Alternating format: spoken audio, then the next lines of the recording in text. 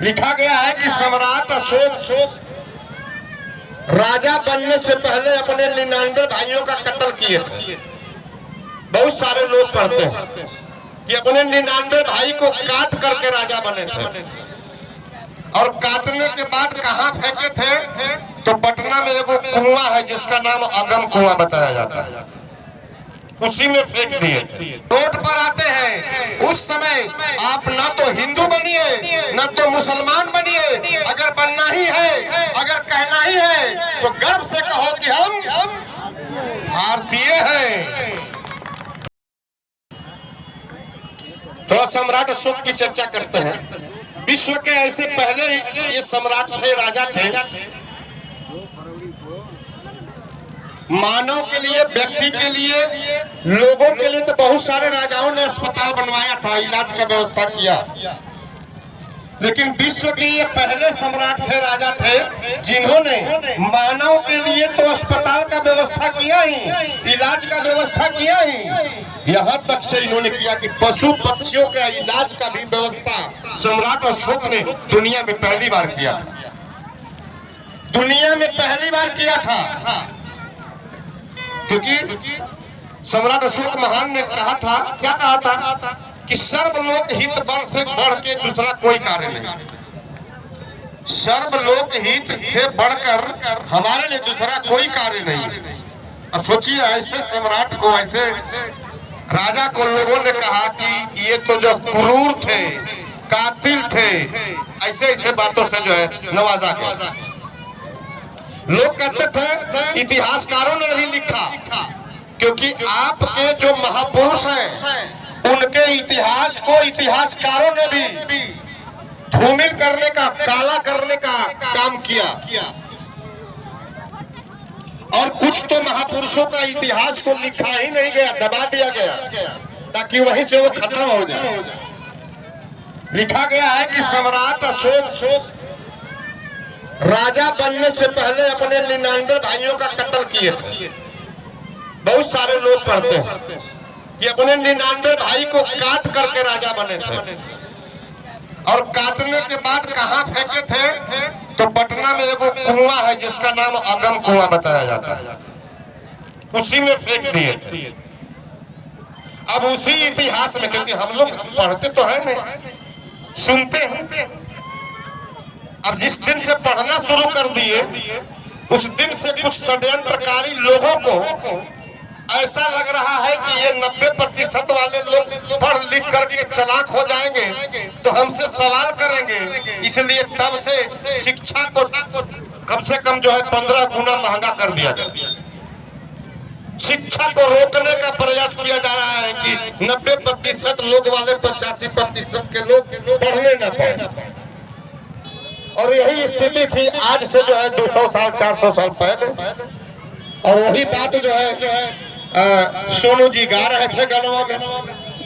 वो गा क्यों रहे थे भाई? लिखा उन्होंने कुछ, हमारे बाप दादाओं को पढ़ाया नहीं गया, पढ़ने का लूर सहूर नहीं था, तो उन लोग वो सब किताबियां पढ़ के बता रहे थे कि इसमें ऐसे लिखा है, आप खाली ऐसे ही करिएगा तो आपका मंगल हो जाएगा, और आपके आने वाली 100 पीढ़ी का भी मंगल होते रहेगा।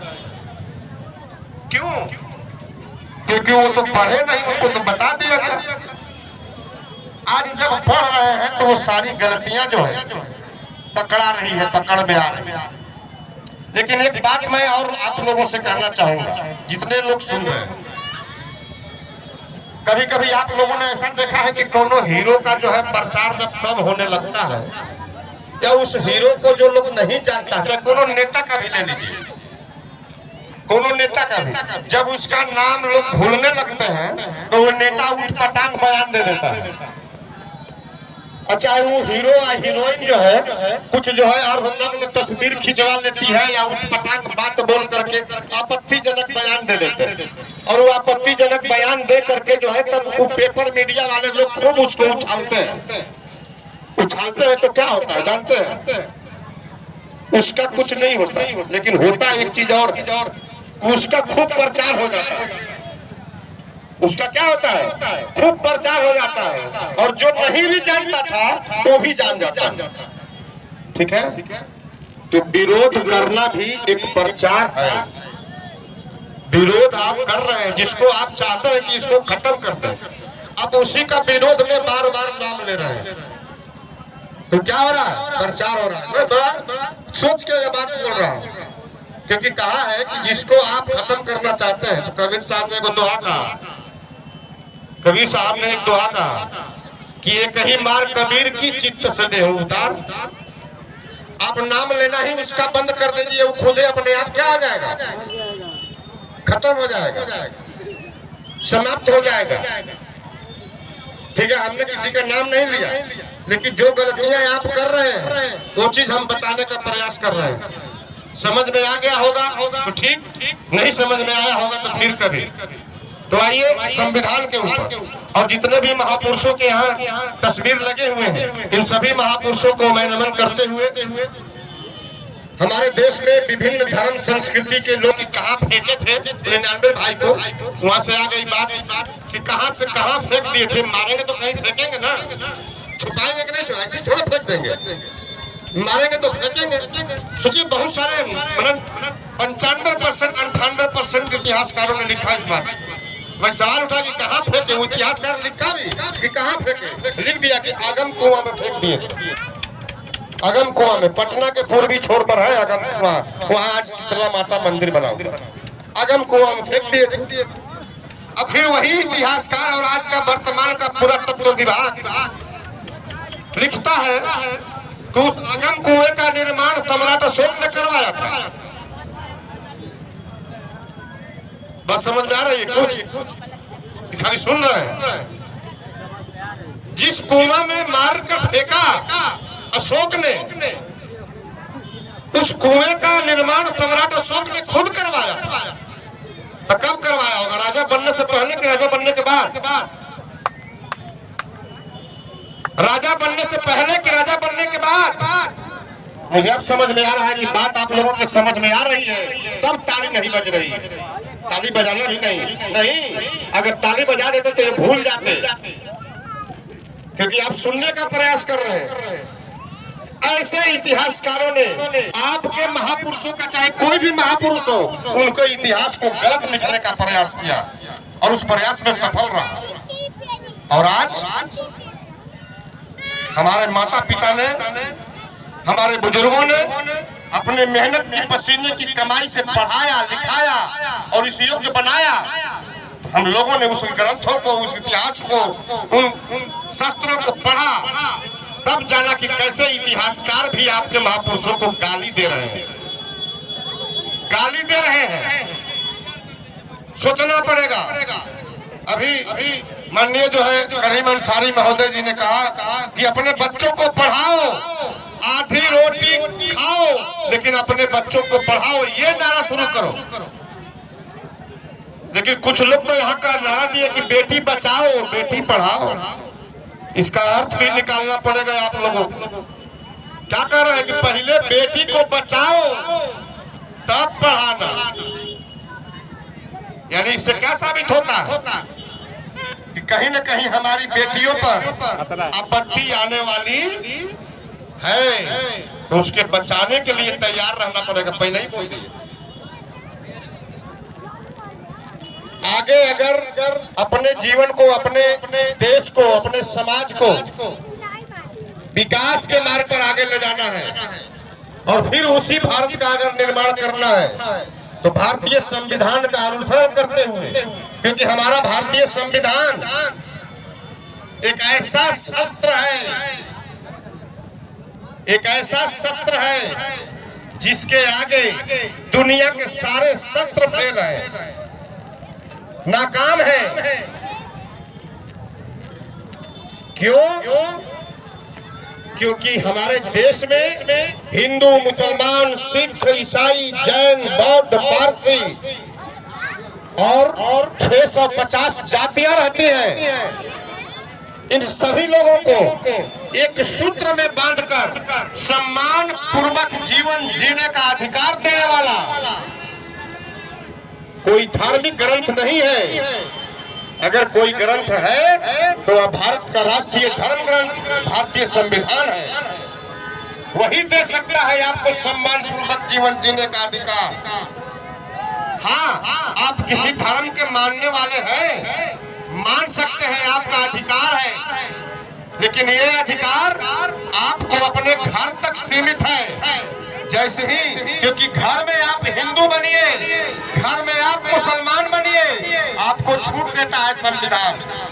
लेकिन जैसे ही आप देश में आते हैं, रोड पर आते हैं, उस समय आप न तो हिंदू बनिए न तो मुसलमान बनिए। अगर बनना ही है, अगर कहना ही है, तो गर्व से कहो कि हम भारतीय हैं, भारतीय है होना चाहिए। अगर गर्व से कहोगे कि हम हिंदू हैं, तो उधर उधर मुसलमान भी कह रहे हैं कि गर्व से कहो कि हम मुसलमान हैं। और जहां गर्व की लाठी खड़ी होती है, वहां भाईचारा, बंधुत्व, प्रेम नहीं फलता फूलता, वहां पर दंगे और फसाद बढ़ते हैं। और इस दंगे और फसाद को रोकना चाहते हैं, तो आइए मिलकर कहिए कि हम क्या हैं। गर्व से कहो कि हम, गर्व से कहो कि हम, गर्व से कहो कि हम भारतीय हैं। अगर भारतीय कहेंगे तो न तो हिंदू को तकलीफ होगा, न मुसलमान को तकलीफ होगा, न जैन को तकलीफ होगा, न बौद्ध को परेशानी होगी। सभी क्या होंगे, एक साथ मिलजुल करके सुखपूर्वक जीवन जीनेंगे। पढ़ने का अधिकार सबको है। गीता पढ़िए, आपको अधिकार है पढ़ने का। कुरान पढ़िए, आपको अधिकार है पढ़ने का। लेकिन मैं दावे के साथ कह सकता हूँ कि गीता पढ़िएगा तो उसमें भगवान मिल सकते हैं, लेकिन अल्लाह नहीं मिलेंगे। कुरान पढ़िएगा तो उसमें अल्लाह मिल सकते हैं, लेकिन भगवान नहीं मिलेंगे। लेकिन मैं दावे के साथ कहता हूं कि भारत के राष्ट्रीय धर्म ग्रंथ संविधान को जिस दिन मन से, दिल से उतार लीजिएगा, मैं दावे के साथ कहता हूं उसमें अल्लाह भी मिलेंगे और भगवान भी मिलेंगे।